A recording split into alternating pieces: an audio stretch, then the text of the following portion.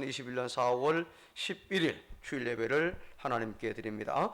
우리 가능중앙교회는 예비신자를 주님께 인도하여 함께 가족이 되고 그들이 하나님께 예배하며 성수가 성도도록 훈련하고 그들의 교회에 선신하며 세상에서 선교하도록 한다. 아멘.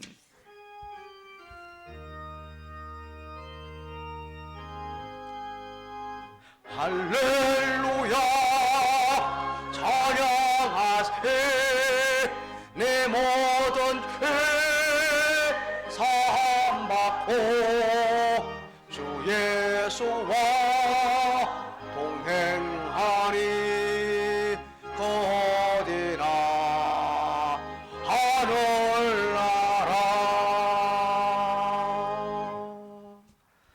너희는 이 세대를 본받지 말고 오직 마음을 새롭게 함으로 변화를 받아 하나님의 선하시고 기뻐하시는 온전한 뜻이 무엇인지 분별하도록 하라. 하나님은 영이시니 예배하는 자가 영과 진리로 예배할지니라. 아멘. 코로나19 팬데믹 속에서도 우리 간호중앙의 교우들 주회전에 모여 혹은 확산 방지를 위하여 각자의 가정에서 주일 예배를 드립니다. 오직 하나님만을 생각하며 영과 진리로 예배하오니 이 예배를 기쁘게 받아 주옵소서. 간호중앙의 가족들 모두 하나님 보고 싶어 하시는 참 예배자가 되게 하여 주옵소서. 이 시간도 하나님이 함께 하시며 동행하는 복된 시간 되게 하옵소서. 이 예배가 환난과 위기에서 들었던 여호사밧의 예배가 되게 하시고 욥의 예배가 되게 하시며 에스더와 모르드게의 예배가 되게 하여 주옵소서. 예배자들을 위하여 준비하신 하나님의 시로와 감동, 은혜와 복이 충만하게 하옵소서. 예수님의 이름으로 기원합니다. 아멘. 13장 함께 찬송합니다.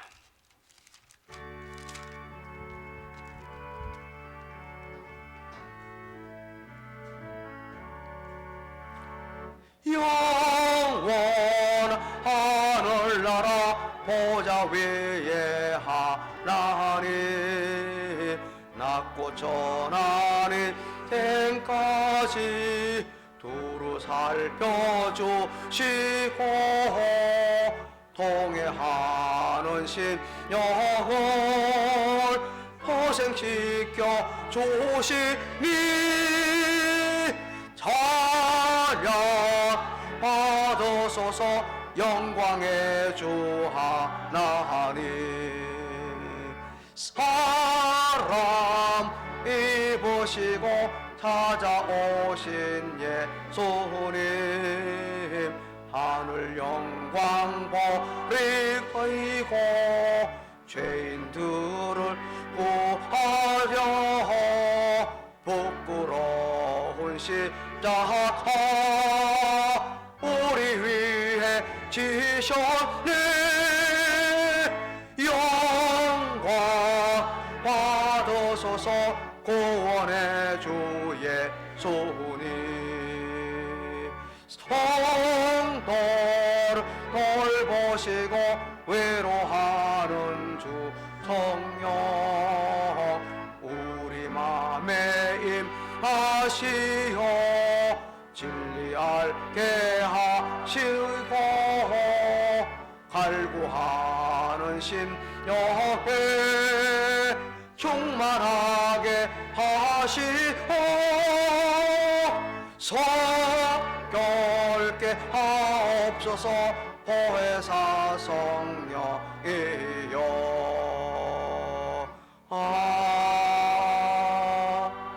아멘. 교독문제 15번 앞에 자막과 혹은 찬송과 뒤에 있는 내용으로 교독합니다. 여호와는 나의 빛이요 나의 구원이시니 내가 누구를 두려워하리요?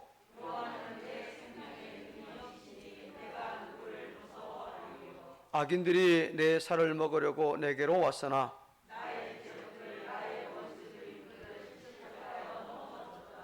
군대가 나를 대적하여 진칠지라도 내 마음이 두렵지 아니하며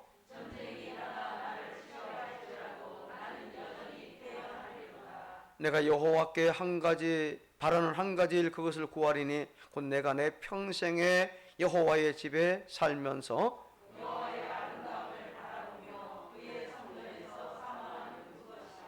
여호와께서 환난 날에 나를 그의 초막 속에 비밀히 지키시고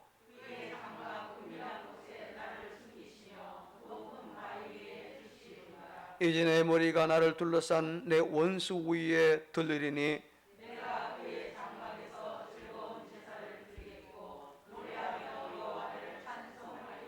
아멘. 우리의 신앙을 하나님 앞에 고백합니다. 전능하사 천지를 만드신 하나님 아버지를 내가 믿사오며 그 외아들 우리 주 예수 그리스도를 믿사오니 이는 성령으로 잉태하사 동정녀 마리아에게 나시고 본디오 빌라도에게 고난을 받으사 십자가에 못 박혀 죽으시고 장사한 지 사흘 만에 죽은 자 가운데서 다시 살아나시며 하늘에 오르사 전능하신 하나님 우편에 앉아 계시다가 주로서 산자와 죽은 자를 심판으로 오시리라. 성령을 믿사오며 거룩한 공회와 성도가 서로 교통하는 것과 죄를 사하여 주는 것과 몸이 다시 사는 것과 영원히 사는 것을 믿사옵나이다. 아멘. 앉으셔서 162장 함께 찬송합니다.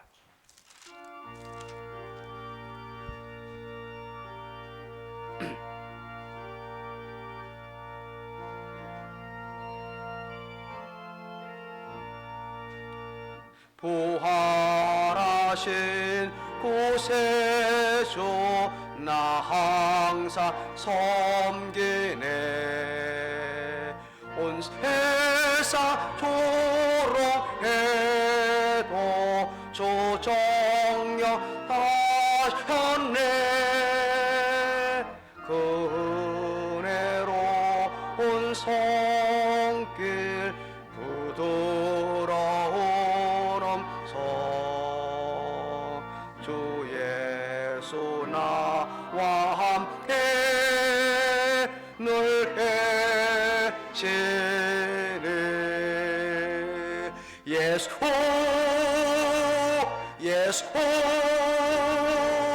늘 살아 계셔서 주 동행하여 주시며 늘 말씀하시네. 예수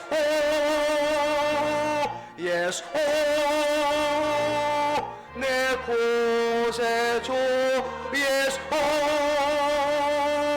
내 맘에 살아 계시네. 늘 살아 계시네. 온 세상 살펴보니 주 사랑 알겠네. 내 마음이 아플 때도 주 사랑 알겠네. 이 세상 부하의 길 힘주시는 주님 주 예수 다 고독시리. 예수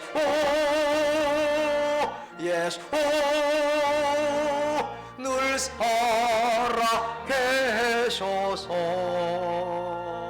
주 동행하여 주시며 늘 말씀하시네. 예수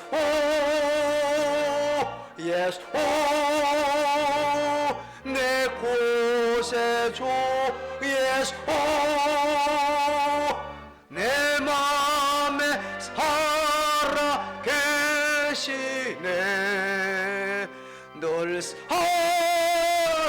계시네. 주 믿는 성도들아 다 기쁜 노래로 주 예수 우리 왕께 다하냐 버리세. 이 세상 소망이요 참 친구 되시는 주 예수 영원토록 찬양하네. 예수 예수 늘 살아 계셔서 주 동행하여 주시며 늘 말씀하시네. 예수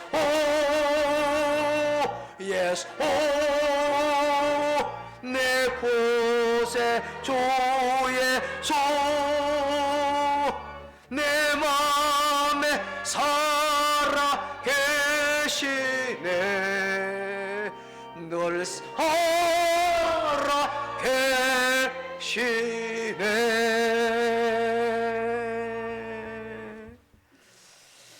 예, 이제 우리를 대표해서 이영진 권사님께서 기도 인도하도록 하겠습니다.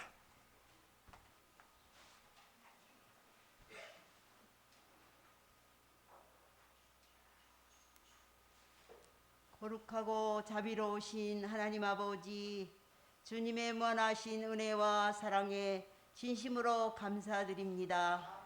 한량없는 주님의 긍휼로 인하여 우리에게 독생자 예수님을 보내주시고 예수 그리스도의 이름을 믿고 영접함으로 말미암아 영생을 누리는 하나님의 자녀가 되게 하시니 감사를 드립니다. 사도 바울의 고백과 같이 나의 나된 것은 오직 하나님의 은혜임을 기억하면서 주님께 마음과 뜻과 정성을 다하여 영광을 돌려드리는 복된 예배의 시간이 되게 하옵소서. 이 시간 우리 모두를 성령으로 충만하게 하셔서 영이신 하나님을 영과 진리로 예배하게 하옵소서. 지난 한 주간의 삶도 언제나 우리와 동행하시고 눈동자와 같이 지켜주심을 감사를 드립니다. 우리의 삶을 돌아볼 때에 주님의 은혜가 아니고서는 단 한순간도 온전히 설 수 없음을 인정하고 고백합니다. 주님을 예배하면서 우리 자신이 주님 없이는 살아갈 수 없는 부족하고 연약한 존재임을 깨닫게 하시며 겸손한 마음으로 주님의 보좌 앞으로 담대히 나아가게 하옵소서. 사랑의 하나님, 주님께서는 우리에게 매 순간 소중한 하루하루를 선물로 허락하셨지만 우리는 감사하지 못할 때가 많았고 주의 뜻에 순종하지 못하면서 살 때도 많았음을 고백합니다.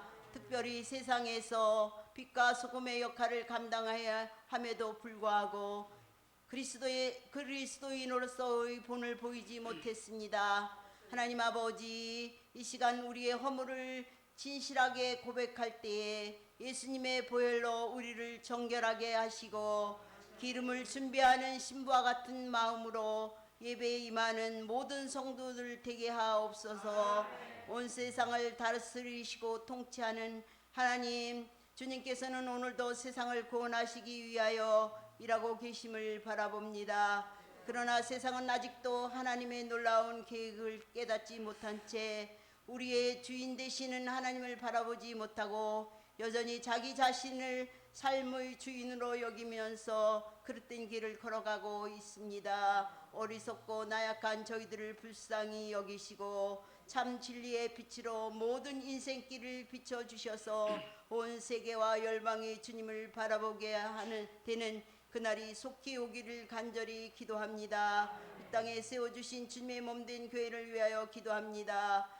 교회 공동체들이 복음을 전파하며 증거하는 사명을 잘 감당하게 하옵소서. 세상의 마지막이 다가오는 중에도 모든 그리스도인들이 믿음 잃지 않고 소망 가운데 믿음의 선한 싸움을 잘 싸워 나가게 하옵소서. 여호와를 부르는 성도들의 찬양 소리가 전 세계 각지에서 울려 퍼짐으로 인하여 영광을 받아주시며 이 시대에도 변함없이 교회를 사용하셔서 하나님의 충만한 은혜의 강물이 흘러넘치게 하옵소서. 주님을 예배하는 이 시간 단위에 세우신 목사님을 통하여 주님의 음성을 듣게 하시니 감사합니다. 말씀을 선포하시는 목사님을 영육간의 강건함으로 붙들어 주시며 주의 말씀을 듣는 저희들은 마음과 뜻과 정성을 다하여 하나님의 음성에 귀를 기울이게 하옵소서. 주님의 거룩하신 이름을 드높이는 찬양대의 찬양을 통하여 큰 영광 받아 주시며 예배를 위하여 보이지 않는 곳에서 수고하는 모든 이들에게 하늘의 복을 충만하게 내려 주시옵소서. 모든 영광과 찬양을 주님께 돌려드리며 예수님의 이름으로 기도하옵나이다. 아멘.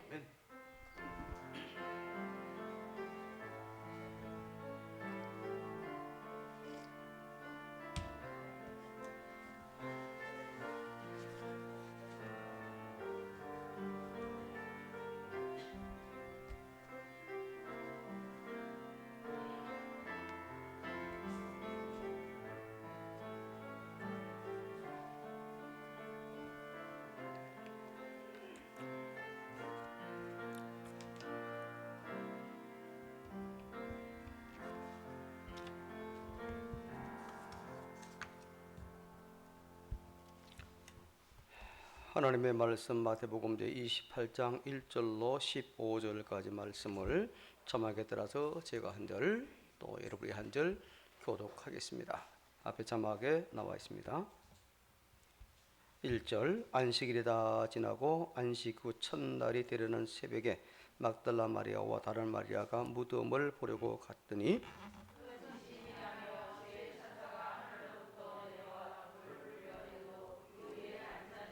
그 형상이 번개 같고 그곳은 눈같이 희건을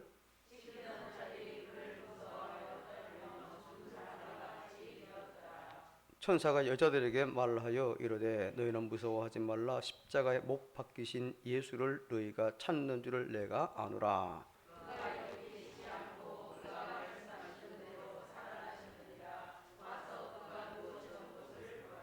또 빨리 가서 그의 제자들에게 이르되 그가 죽은 자 가운데서 살아나셨고 너희보다 먼저 갈릴리로 가시나니 거기서 너희가 배우리라 하라. 보라 내가 너희에게 일렀느니라 하거늘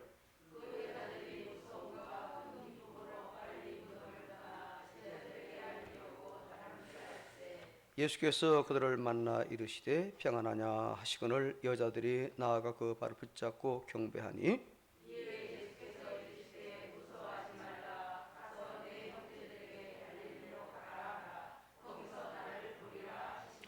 여자들이 갈 때 경비병 중 몇이 성에 들어가 모든 된 일을 대제사장들에게 알리니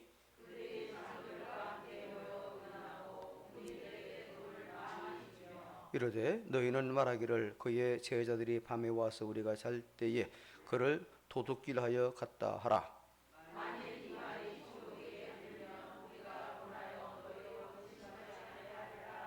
함께 군인들이 돈을 받고 가르치는 대로 하였으니 이 말이 오늘날까지 유대인 가운데에 두루 퍼지니라. 아멘.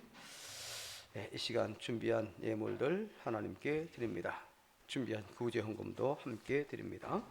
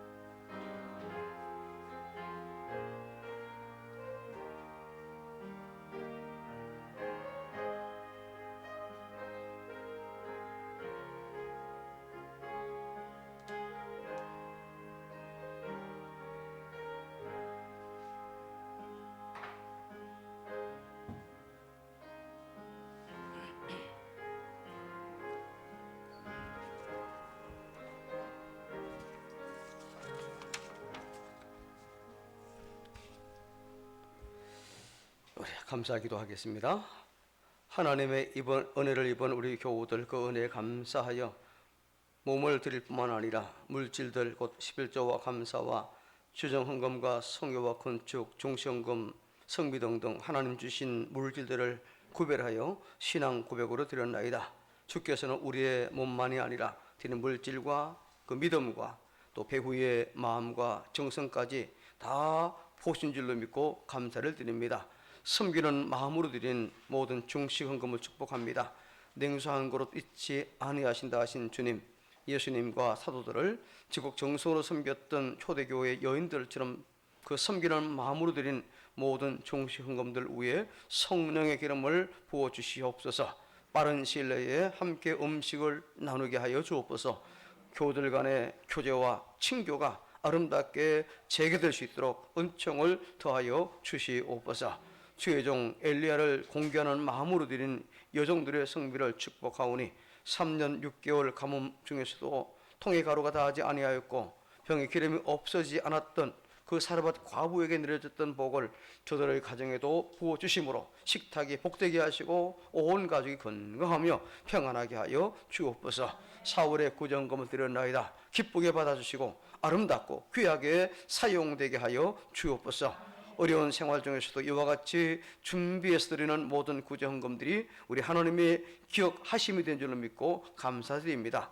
오늘도 이 주일 예배를 위하여 섬기며 헌신하는 모든 이들에게 꼭 필요하고 요긴하는 복을 내려주시되 특히 연선 없고 연약함에도 불구하고 예배당 구석구석을 썰고 닦는 복된 손길들, 또한 안내와 헌금위원으로 재정부로 이 모양 저 모양 믿음으로 봉사하며 섬기는 모든 분들에게 이전보다 더 건강하게 하시고 우리 하나님이 함께 하심을 삶 가운데 누리며 노후를 복되게 하여 주시옵소서.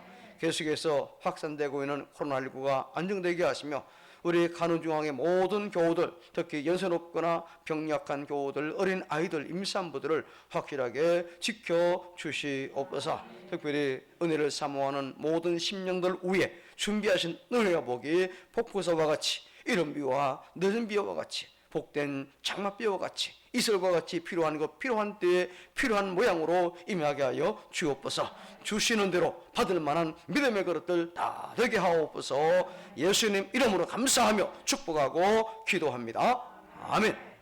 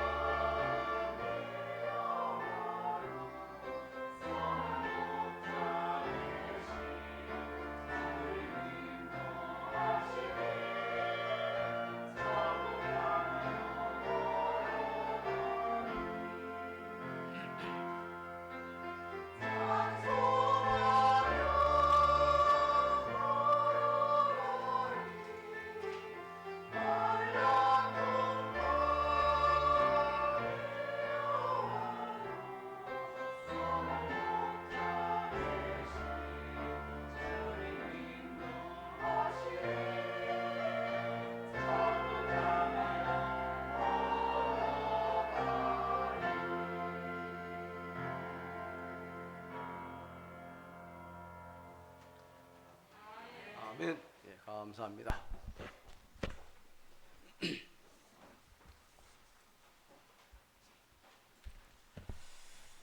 우리가 부활절을 맞이할 때마다 매년 꼭 다시금 생각해야 할 것들이 있습니다. 예수님이 왜 부활하셨는가 하는 이것을 늘 다시 한번 우리가 생각을 해봐야 되겠죠. 예수님의 부활이 또 나와 무슨 상관이 있는지 이건 역시 늘 한번 깊이 생각을 해보아야 될 것입니다. 예수님의 부활의 의미를 찾는 것이 이와 같이 매우 중요하고 꼭 필요한 그런 일들입니다. 예수님 부활의 의미가 무엇일까요? 예수님의 부활은 예수님께서 우리의 죄값을 다 몽땅 지불하셨음을 증거하는 그와 같은 역사입니다. 우리 죄값이 무엇이었습니까? 사망이었지요, 죽음이었지요, 영벌이었습니다. 영생 형벌입니다. 이 사망은 육신적으로 죽는 육신의 죽음뿐만 아니라 하나님과 단절되는 영적인 사망, 그리고 영원한 지옥의 형벌을 받는 영원한 사망을 다 포함하는 바로 그와 같은 말씀이죠. 우리의 죄값이 얼마나 끔찍하고 그리고 무서운 것인가를 잘 대변해주는 바로 그와 같은 이야기입니다. 자, 예수님께서 십자가에 죽으셨다가 부활하심으로 우리의 이런 육신적 죽음, 또 영적인 죽음, 그리고 영원한 죽음의 죄값을 다 지불하시고 몽땅 해결해 주셨습니다. 그러므로 예수님의 부활은 우리에게 복 중에 복이요, 또 은혜 중에 은혜가 아닐 수 없는 줄로 여러분 믿으시기를 바라겠습니다. 그래서 첫 번째로 오늘 살펴볼 것은요, 예수님의 부활은 우리에게도 부활이 있음을 확실하게 보여주는 그런 말씀입니다. 여기 대해서 우리가 함께 먼저 살펴봅니다. 자, 예수님은 우리에게 부활하심으로 부활의 철면회가 되셨죠. 즉 예수 믿는 모든 사람들, 곧 저와 여러분, 또 우리의 후손들 모두가 바로 부활하게 된다는 사실을 보여주기 위해서, 나타내주기 위해서 예수님이 가장 먼저 부활하셨다는 바로 그런 말씀입니다. 자, 오늘은 제가 좀 성경을 많이 읽도록 그렇게 할 텐데요. 먼저 고린도전서 15장 20절과 23절 같이 연속해서 참여하게 들어주겠습니다. 시작. 그러나 이제 그리스도께서 죽은 자 가운데 다시 살아나사 잠자는 들의 첫 열매가 되셨도다. 그러나 각각 자기 차례대로 되리니 먼저는 첫 열매인 그리스도시요 다음에는 그가 강림하실 때 그리스도에게 속한 자요. 예수님이 부활하신 첫 열매 되었다. 이 말은 예수님을 믿는 저와 여러분도 부활한다는 그런 말씀이죠. 물론 예수 안 믿어도 부활합니다. 네, 부활의 차원이 다릅니다. 예수님 부활해서 하나님의 나라에 가 계신 것처럼 저와 여러분, 예수 믿는 사람들은 부활하여 영생복으로 하나님의 나라에 살게 되지만, 그렇지 못한 사람들, 예수 믿지 않은 사람들은 그 반대로 그들의 원래 가야 될 곳으로 가고 마는 거죠. 자, 이렇게 예수님 부활은요 우리에게 너무너무 중요해. 아니, 절대적으로 중요한 것이 예수님의 부활이죠. 예수님 부활하셨듯이 나도 반드시 부활한다. 그래서 하나님의 나라에서 영생복락 누린다. 확실한 증거가 되는 거예요. 자, 그런데 예수님 부활의 의미, 또 부활의 의보다 더 중요한 게 있어요. 무엇일까요? 바로 예수님의 부활이 사실이라는 겁니다. 팩트. 요즘 팩트란 말을 많이 써서도 한번 사용해보면 팩트, 사실, 흔들릴 수 없는 진리, 더 팩트. 만일 예수님의 부활이 사실이 아니라면 예수님 부활이 내게 주는 의미가 있겠습니까? 없지요. 그렇습니다. 있을 수 없어요. 예수님의 부활의 의미도 없습니다. 사실이 아니고 거짓이라면 무슨 의미가 있고 또 무슨 의의가 거기 담겨 있겠습니까? 전혀 없는 거예요.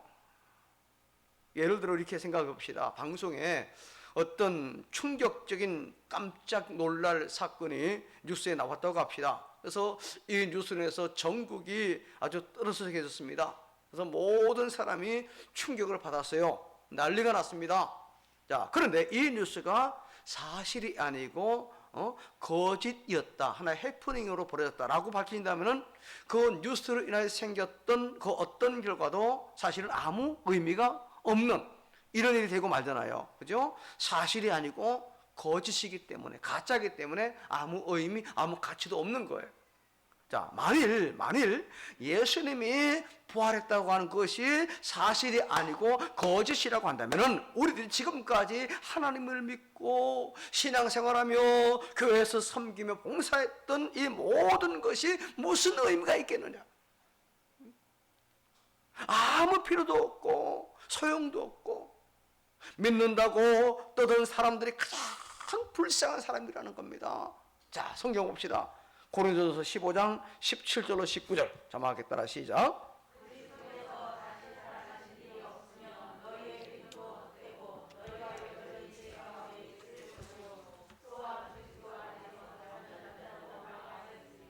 만일 그리스도 안에서 우리가 바라는 것이 다만 이 세상 삶뿐이면 모든 사람 가운데 우리가 더욱 불쌍한 자.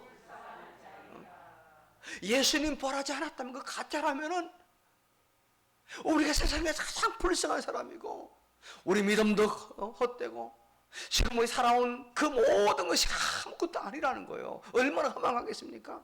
그만큼 우리 예수님의 부활의 사실이, 부활의 진짜 사실, 팩트라는 것이 너무너무, 아니 가장 중요한 그런 사실이라는 거예요.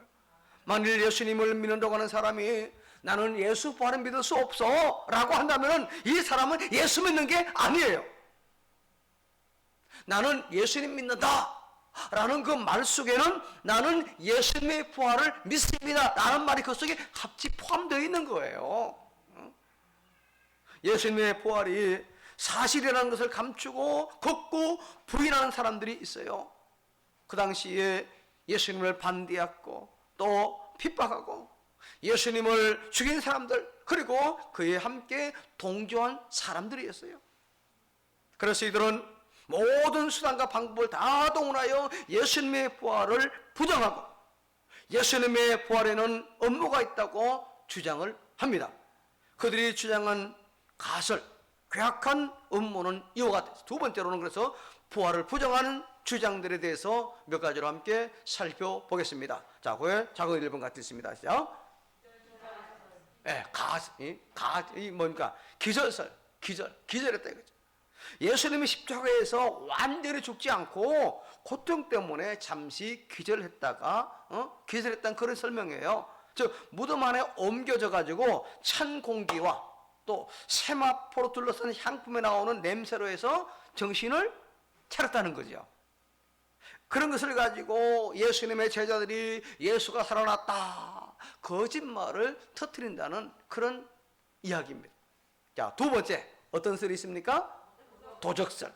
자, 예수님이 죽고 살아나지 못했는데 예수님의 제자들이 무덤 안에 있던 시체를 갖고 도망쳤다는 거예요. 그리고 나서 제자들이 예수 살아났다 라고 거짓말하고 다녔다는 그런 주장이에요. 이것은 말도 되지 않는 자, 제자들이 훔쳐갔다고 거짓 소문을 퍼뜨리려고 한 사람들이 있어요. 바로 대제사장들과 장로들이잖아요. 이들이 돈을 주고 군인들을 매수하고 사주했잖아요. 그래서 오늘 본문에 나오잖아요. 자, 11절로 15절까지 다시 제가 한 절 여러분에게 교독합니다. 11절 여자들이 갈 때 경비병 중에 몇이 성에 들어가 모든 된 일을 대제사장들에게 알리니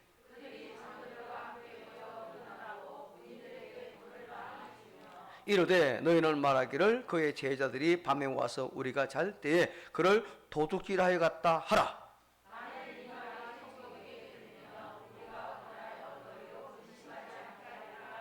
함께 군인들이 돈을 받고 가르친 대로 하였으니 이 말이 오늘날까지 유대인 가운데 두루 퍼지니라. 돈을 많이 주고 병사들을 포섭해가지고 사주했어. 예수님의 제대로 훔쳐갈 수가 없고, 그죠? 그 다음에 세 번째 어떤 설이 있습니까? 환상설. 예수님의 제자들이 예수님이 살아났다는 것을 살아난 너무너무 갈망했기 때문에 예수님이 살아나신 것처럼 헛것이 보였다는 그런 설명이에요. 뭐 한두 사람이 그렇게 했다면 이해를 할 만도 하지만은 수많은 사람 동시에 그런 환상을 보았을까? 이건 역시 말이 되지 않는 그런 어처구니 없는 주장이죠. 자, 네 번째 주장 어떤 설이 있습니까? 사기설. 자, 예수님이 십자가에 달려 돌아가신 뒤에 예수님과 비슷하게 생긴 사람이 자기가 부활한 예수로 가면서 사기치고 다녔다는 거예요. 반박할 가치조차 없는 그런 이야기죠. 뭐 그 외에도 예수님의 부활을 이 사실이 아니라는 것을 주장하기 위해서 별별 말들을 많이 쏟아냈어요. 과연 예수님의 부활이 사실이 아닌가? 팩트가 아닌가? 아니면 사실인가? 사실이라면 그 증거는 무엇인가? 세 번째로는 그 부활의 증거에 대해서 여러 가지로 여러분에게 함께 말씀을 드리며 말씀을 또 우리가 함께 살펴보기를 원합니다. 자, 첫째 증거가 어떤 것이 있습니까? 예수님은 이미 십자가에서 이미 죽었기 때문에 다리가 꺾이지 않았어요. 무슨 말입니까? 유대인들이 지금 빌라도에게 가가지고 십자가에 죽은 자들의 다리를 꺾어서 시체를 치워달라고 합니다. 왜냐하면 바로 안식일 되니까 장사를 못 지잖아요. 그러니까 안식일 되기 전에 얼른 생명이 끊어지고 얼른 장사 지내기 위해서 빨리 좀 죽여달라 요청합니다. 죽은 자들을 다리를 꺾는 것은 아직 죽지 않은 사람이 있다면 숨이 완전히 끊어지도록 다리를 꺾는 거예요. 얼마나 고통스럽겠습니까, 여러분?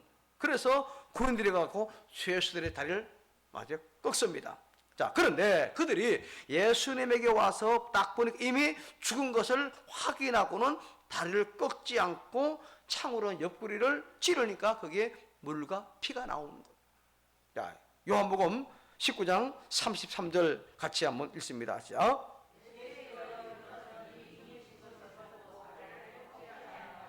이미 십자가에 달리기 이전부터 탈진된 상태잖아요. 오죽하면 십자가도 지지 못하고 대신 다른 사람이 지고 올라가서, 그러니 다른 훨씬 더 빨리 운명하시고 완전히 죽으셨다는 거예요. 여기서 이미 예수님 죽었다고 판정한 로마 군인들은 산 사람과 죽은 사람들을 분간하지 못하는 아마추어 초짜배기가 아니라는 겁니다. 산 사람과 죽은 사람을 판단하는 일에 경험 많은 전문가들이에요. 이들은요, 이 로마 군인들이 예수님이 죽은 것을 확인한 거예요. 그리고 죽었다고 판단을 내린 겁니다. 이 사실은 예수님이 육신적으로 완전히 죽었음을 입증하는 기절한 정도가 아니라는 거죠. 완전히 생명이 완벽히 끊어진 그런 상태라는 거예요. 자, 두 번째 어떤 증거 같이 있습니다. 자, 마태 27장 62절 66절까지 말씀인데 62절부터 또 제가 한 절 여러분이 한 절 교독합니다. 62절 그 이튿날은 준비일 다음 날이라 대제사장들과 바리새인들이 함께 빌라도에게 모여 이르되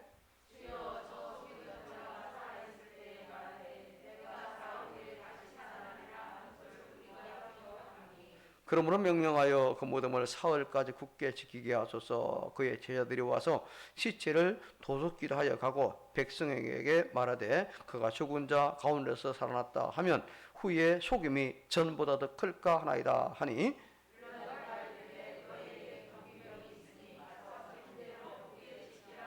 함께 그들이 경비원과 함께 가서 돌을 임봉하고 무덤을 굳게 지키니라.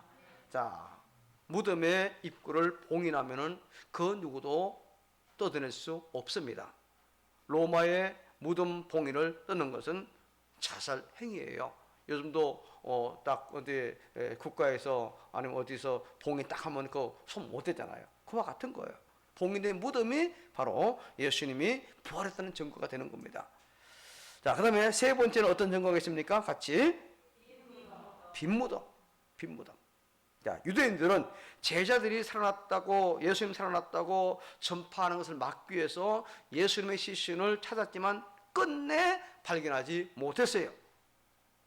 당연히 발견할 수 없지요. 예수님은 살아나셔서 무덤에서 나가셨기 때문에 그 안에서 시신을 찾을 수가 없는 거죠. 자, 오늘 5절 6절을 다시 같이 함께 읽습니다. 시작.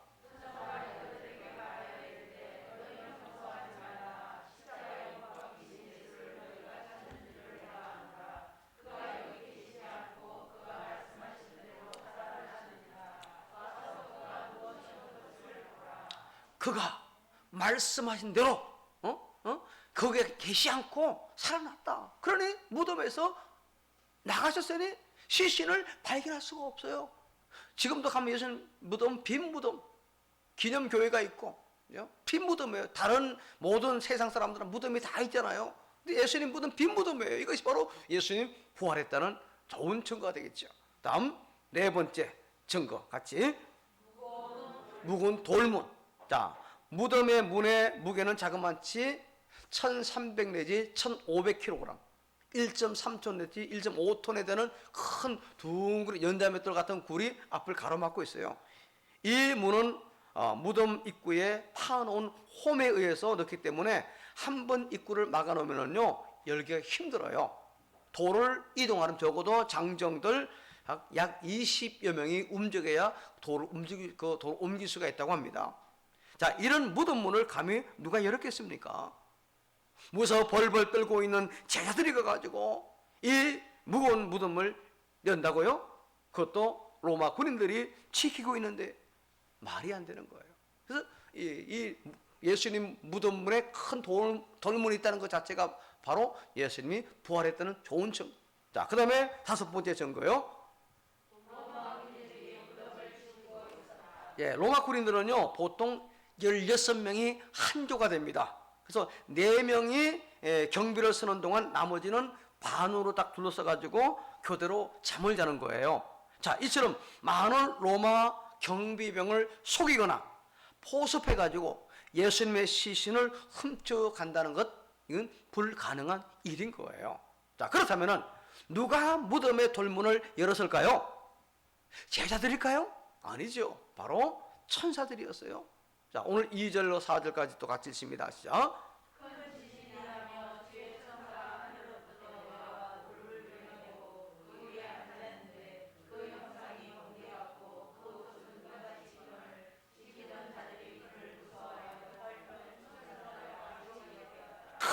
큰 지진이 나며 주의 천사가 하늘로 내려와가지고 돌을 옮겨 놓았어요. 사람이 아니에요. 그러니까 그 경비 섰던 사람들 참 얼마나 무섭겠습니까? 한번 생각해 보세요, 여러분. 무덤문을 딱 지키고 있는데 갑자기 지진이 납니다. 천사가 내려옵니다.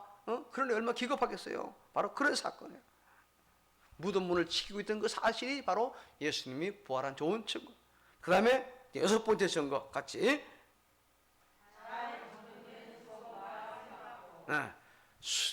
잘 예수님 무덤 안에 있던 쌌던 수건들 또 세마포가 잘 이렇게 접혀 있는 겁니다. 자, 요한복음 20장 6절과 7절 같이 읽습니다. 시작.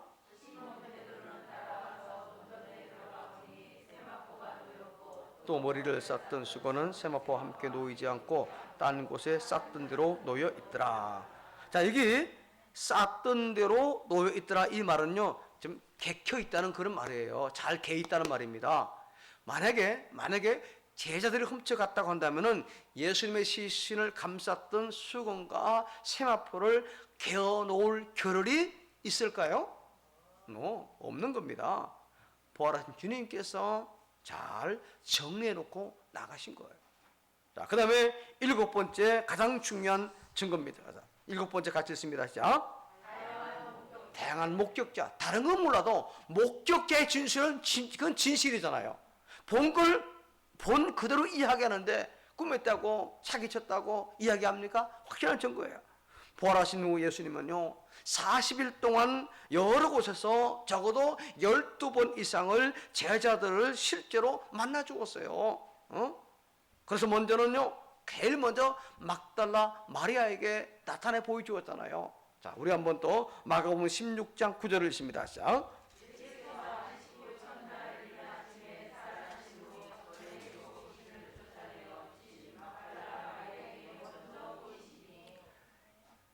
무덤문을 찾아왔던 그 막달라 마리아에게, 향품을 바르고 찾아왔던 그 막달라 마리아에게 이 부활하신 예수님이 가장 먼저 나타내 보이셨어요. 뿐만 아니죠, 다른 여인들에게도 나타났어요. 다른 여인들에게도요. 지금 여기 막달라 마리아와 같이 왔던 여인들 가운데 보면 야고보의 어머니 마리아, 또 살로메, 또 요한나, 그 외에 서너 명의 여인이 더 있었다고 사복음서 나와 있습니다. 자, 마태이 28장 8, 9절 오늘 같이 또 읽어봅니다. 시작.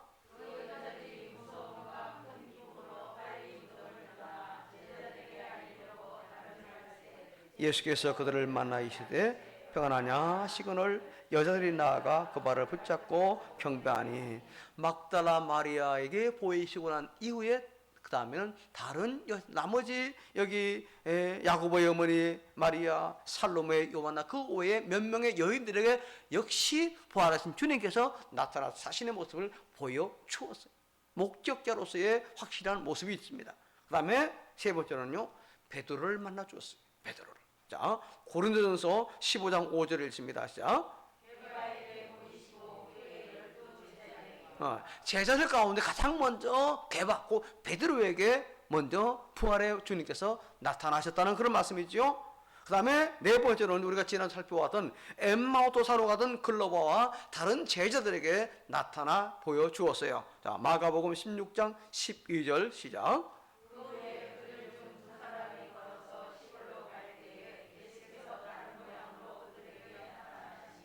이게 다른 모양이라고 하는 것은 우리 주의해야 됩니다. 바로 부활체입니다. 여러분, 우리가 이제 세상 떠나고 다시 이제 무대 묻혔다가 또 부활합니다. 그때 어느 순간에 내 육신의 몸으로 부활할까요? 어린아이, 청소년, 장년, 노인 모르겠죠. 그러나 죽을 때의 모습과는 달라요.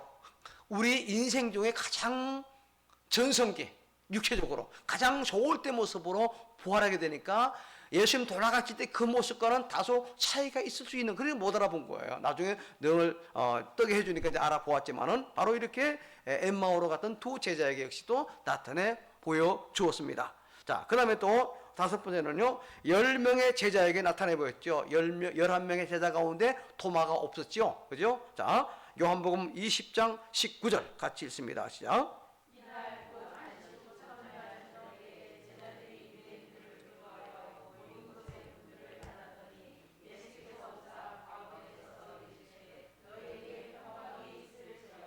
열 명의 제자들이 무서워서 벌벌 떨며 문을 닫고 있는데 예수님이 그 가운데 부활제로서, 부활제는 시공간을 초월하는 그런 몸입니다. 우리는 지금 시공간을 초월을 못하잖아요. 그죠? 시공간 초월하는 그 몸을 가진 주님께서 10명의 제자들에게 확실하게 나타내 보여주었어요.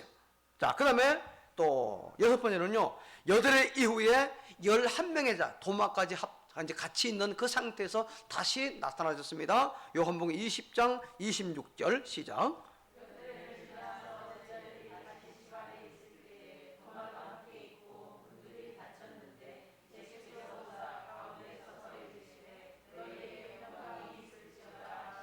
토마가 나중에 와가지고 나 못 먹겠다 라고 했는데 그때 예수님이 또 나타나셔서 내 손을 만져보고, 그죠? 믿으라는 거죠. 그러면서 하시는 말씀이 뭡니까? 너는 나를 봄으로 믿느냐? 보지 않고 믿는 자가 더 복되다고 말씀했잖아요. 그러니까 저와 여러분은 예수님의 제자들보다도 복된 사람인 줄도 믿으시기 바랍니다. 우리는 직접 눈을 안 봤지만 믿음으로 확실히 우리는 알고 있잖아요. 그죠? 그때 도마가 한 가장 유명한 신앙 고백이에요. 주는 나의 하나님이요 나의 주님이라고 고백했던, 그죠? 그런 고백이 나옵니다. 하여튼, 자, 그 다음에 일곱 번째는요, 디베랴 바다에서 7명의 제자들에게 나타났습니다. 갈리로 갑니다. 그래서 베드로, 도마, 나다나엘, 야고보, 요한, 그 외에 이름이 나오지 않은 2명의 제자가 함께 요한복음 21장 2절 보면 나오는데요, 이 7명의 제자들에게 나타났어요. 자, 요한복음 21장 4절과 5절, 14절을 연속해서 같이 읽습니다. 시작.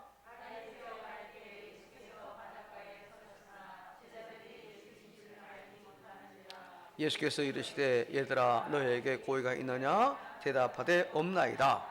이것은 예수께서 죽은 자 가운데서 살아나신 후에 세 번째로 제자들에게 나타나신 것이라. 이렇게 7명의 제자들에게 예수님이 갈릴리에서 나타내 보여주었고요. 다음에 여덟 번째, 갈릴리 한 산에서 11명의 다른 겹 다 모든 제자지요. 이때는 가늠자가 없는 상태니까 이 제자들에게 또 역시 나타나 보이셨어요. 마태복음 28장 16절 17절 같이 읽습니다. 시작.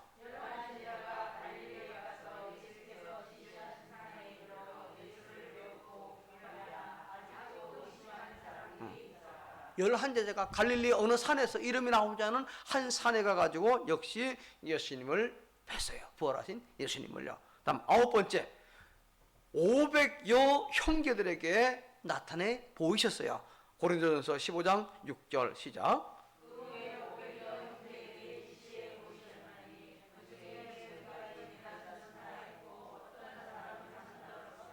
자, 이것은 사도 바울이 고백하는, 증언하는, 보내주는 그런 얘기죠.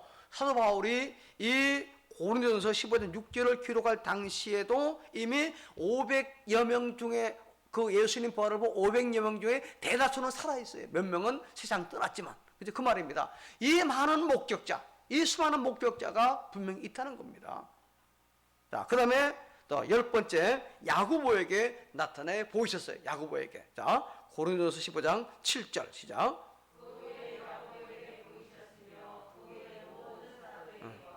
야고보에게 또 나타내 보이셨다는 겁니다. 그 다음에 11번째, 성천하는 곳에서 11명의 제자들에게 역시도 나타내 보이셨어요. 자, 누가복음 24장 50절 시작.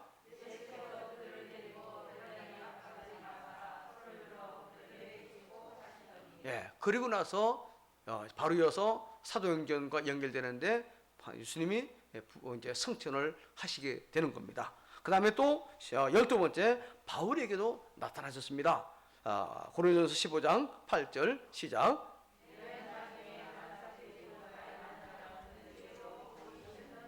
만삭되지 못하여 난 자 같은, 이 말은 무슨 말입니까? 사도 바울이 그동안 얼마나 핍박했습니까? 자기 부족함을 의미하는 그런 모자란 사람처럼 한 나 같은 사람에게도 부활의 주님이 나타내 보이셨다 하는 그런 이야기지요. 자, 그 밖에도요, 한 명 혹은 그 이상의 제자들에게 여러 번 나타난 것을 우리가 성경을 통해서 알 수가 있습니다.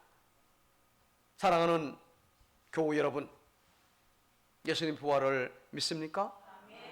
예수님의 부활은 허구가 아닙니다. 소설도 아닙니다. 예수님의 부활은 역사적인 사실, the fact, 확실한 사실, 바꿀 수 없고 움직일 수 없는 진리라는 거예요. 실제로 그 일이 일어났다는 거예요. 실제로 역사 가운데 예수님의 부활은 역사적인 사실, the fact. 우리가 이것을 믿을 때에 부활의 능력과 부활의 권세가 내게도, 여러분에게도, 우리 모두에게 동일하게 나타나게 될 줄로 믿으시기를 바랍니다. 우리가 예수님의 부활이 사실임을 인정하고 믿을 때에 그 예수님의 부활이 나에게 큰 의미와 의의를 갖고 다가오게 되는 거예요. 예수님이 실제로 살았냐 살아나지 않았냐 뭐 그게 중요하냐? 예수님의 부활의 정신이 중요하고 예수님 부활의 의미와 의의가 중요하지 라고 떠드는 말에 속으면 절대 안 됩니다. 의의도 중요해요. 물론 정신도 중요합니다.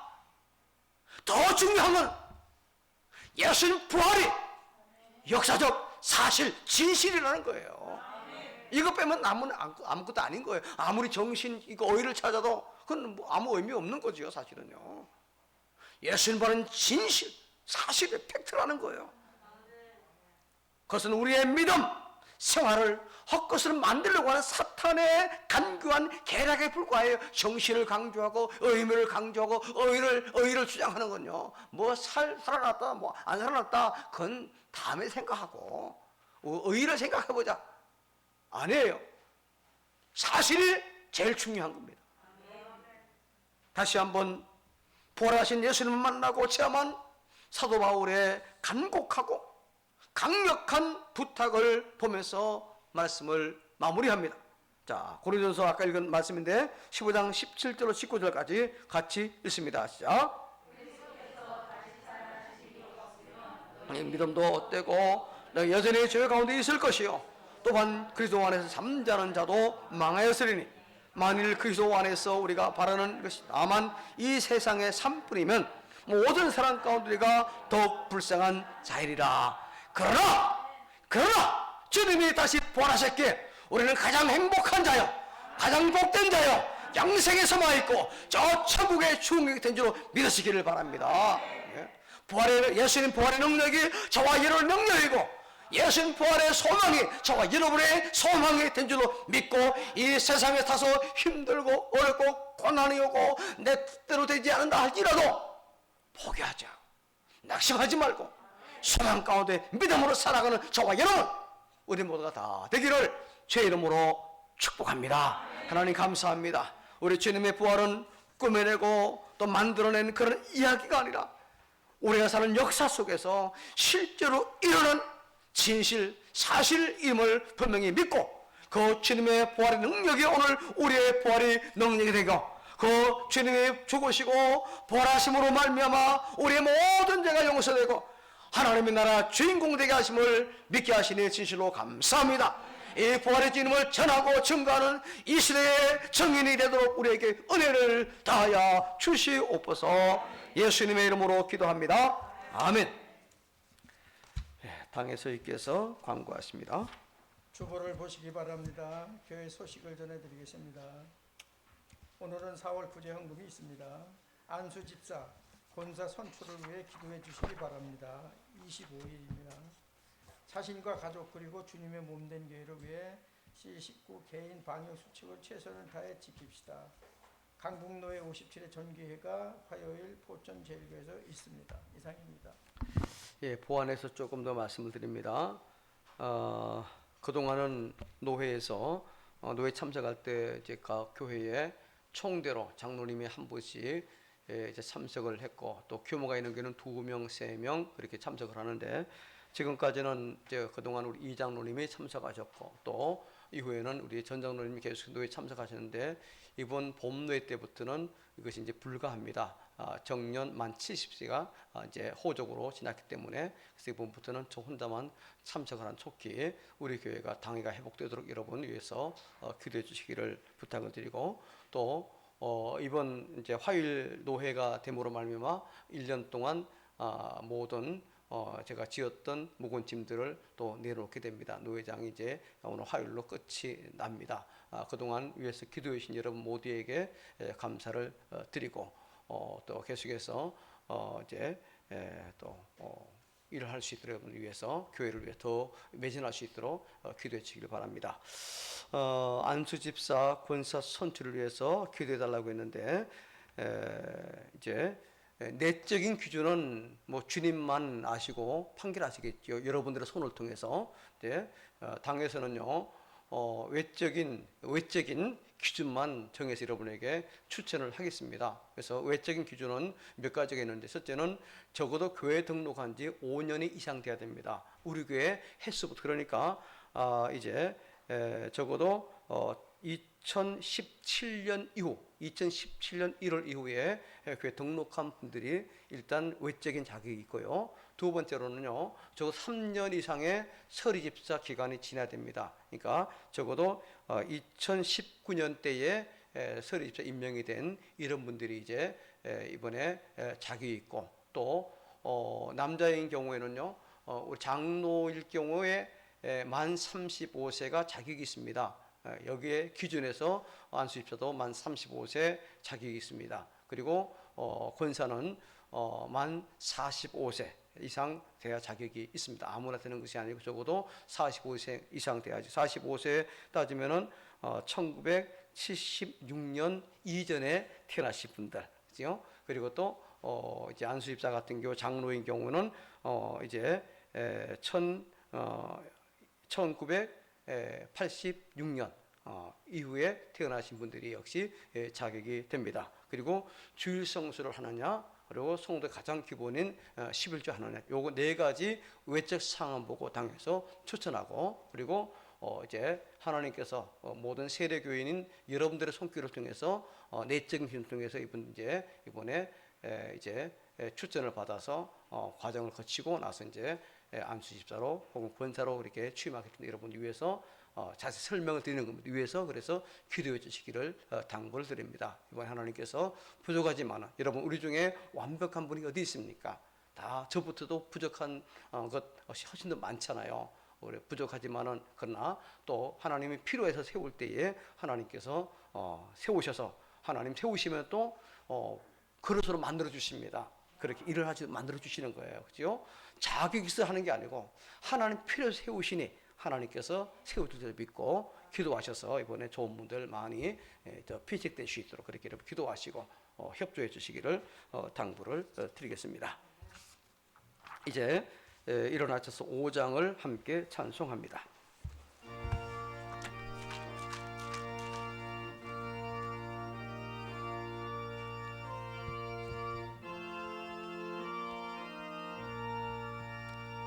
이 천지가 만물들아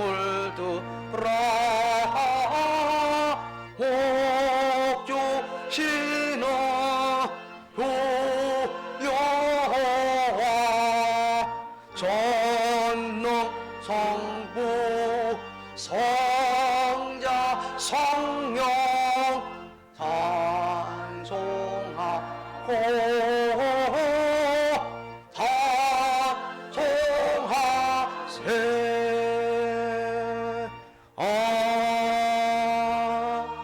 아멘. 지금은 우리 주 예수 그리스도의 은혜와 성부 하나님의 사랑하심과 성령 하나님의 위로 교통 충만 함께 하심이 받은 말씀대로 예수의 부활이 역사적인 사실임을 확실히 믿음으로 말미암아 부활의 능력과 부활의 권세가 자기 자신에게도 동일하게 나타나게 될 것을 믿는 가능중앙의 모든 교들과 그 자손들 위에 일터와 국군 장병들 위에 이 나라 이민족과 의정부 인근 지역 사후 위에 병상에 있는 교들과 그 가족들 위에 코로나19 확산을 위하여 두려워하고 있는 모든 국민들과 이를 방지하며 치료하기 위하여 수고하는 모든 관계자들 위해 영원토록 함께 있을지어다. 아멘.